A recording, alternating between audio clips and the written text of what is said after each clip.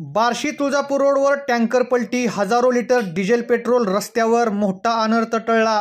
बार्शी तुळजापूर रोडवरील रोपदेवी मंदिराच्या परिसरात आज दिनांक 15 नोव्हेंबर रोजी सायंकाळी 4:30 वाजण्याच्या सुमारास मोठी दुर्घटना घडली। उत्तर सोलापूर तालुक्यातील पाकणी येथून उपळे दुमाला येथील भोसले पेट्रोल पंपाकडे डिझेल आणि पेट्रोल घेऊन जात असलेला एक टँकर पलटी झाला। सुदैवाने या अपघातात कोणतीही जीवितहानी झाली नसली तरी टँकरमधील हजारो लिटर इंधन वाया गेले। मिळालेल्या माहितीनुसार टँकर चालक अविनाश भास्कर साखरे हे त्यांचे वाहन घेऊन जात असताना समोरून येणाऱ्या एका मालवाहतूक वाहनाला साईड देत होते।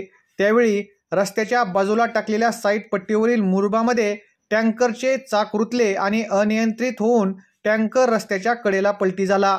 टँकर पलटी होताच त्यातील ज्वलनशील डिझेल आणि पेट्रोलचा साठा रस्त्यावर आणि आजूबाजूला पसरला। अपघातानंतर तातडीने टँकर चालक अविनाश साखरे यांनी 112 क्रमांकावर संपर्क साधून घटनेची माहिती दिली। माहिती मिळताच वैराग पोलीस स्टेशनचे पोलीस हवालदार उमेश कंगले आणि पोलीस कॉन्स्टेबल प्रदीप सातपुते यांनी केवळ 15 मिनिटात घटनास्थळी धाव घेतली।